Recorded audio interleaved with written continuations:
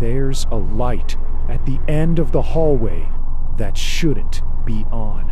It's a pale, flickering glow behind a glass door marked Storage C. I walk past it every night after work, and every night it's there. Dim, uncertain, like it's trying to decide whether to stay on or vanish. At first, I thought nothing of it. Buildings have quirks. But then I found out that room doesn't even have power. My name's Darren. I'm 34. Work nights as a security analyst in a quiet part of the city. And I recently moved into a modest apartment complex on the east side. Nothing fancy, but clean, quiet, affordable.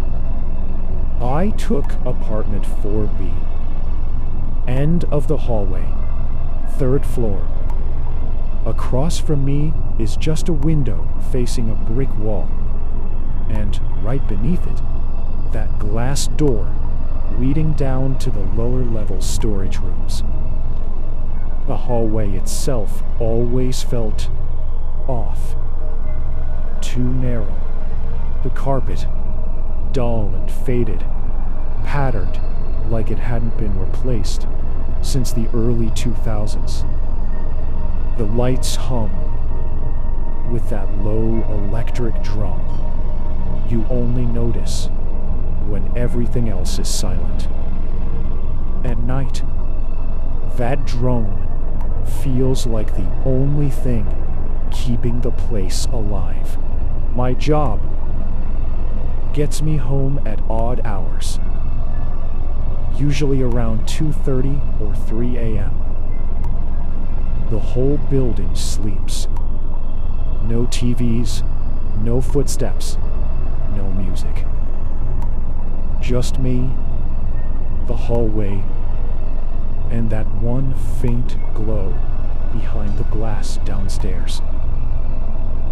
The first time I noticed it, I assumed someone had left the storage light on. Maybe a neighbor with a late shift, same as me.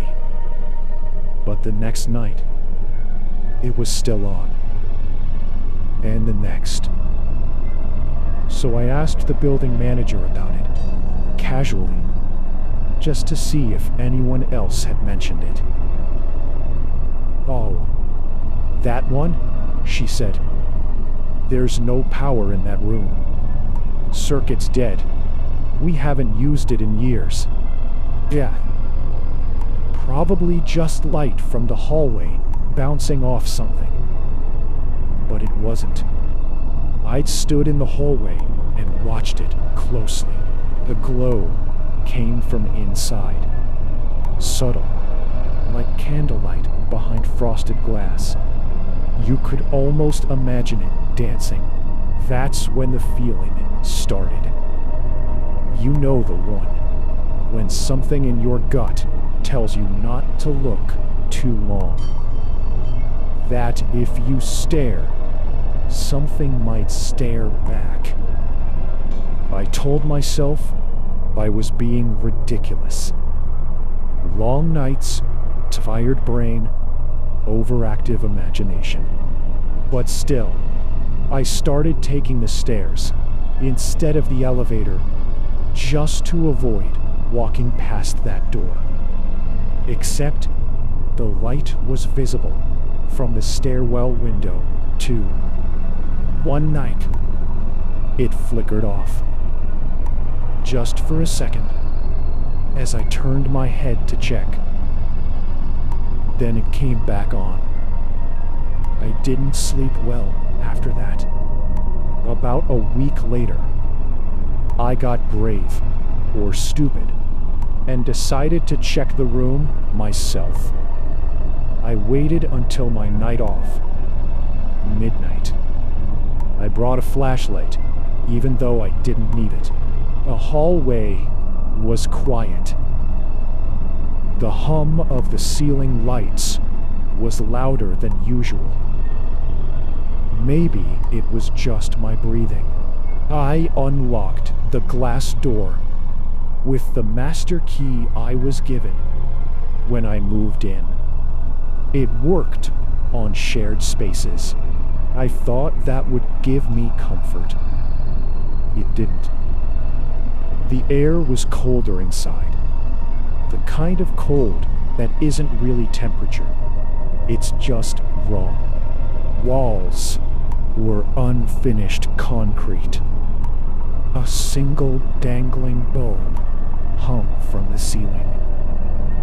It wasn't lit, and yet the room was glowing. A soft, dim light pooled in the far corner, just beneath a rusted metal shelf. I walked toward it, slowly. My flashlight flickered. Batteries were new. Still, the beam dimmed the closer I got. I crouched to look beneath the shelf. Nothing. No bulb, no outlet. No object that could have reflected light. Just an empty patch of floor, faintly lit from nowhere. I stood there for a while, listening. I left. I didn't run. I walked, slowly, deliberately, like prey trying not to draw attention. That night, I locked my apartment door and pushed a chair against it. I didn't sleep. The next day, I told the manager again. She looked at me like I was joking. "Storage C?" she said. "There's no door there anymore. We sealed it 2 years ago after a pipe burst. Whole thing's filled with concrete." I thought she was messing with me. But later, I went down again in daylight. The door was gone. Just wall. Same patterned wallpaper as the rest of the hallway. No handle. No hinges. No glass. Just a faint rectangular outline where the frame used to be. But that night, at 2:53 a.m., as I passed the stairwell window on my way home, I saw it again. The glow, soft, flickering, behind frosted glass that wasn't supposed to exist. And as I stood, staring, too afraid to blink, the light pulsed. Just once. Like something inside had seen me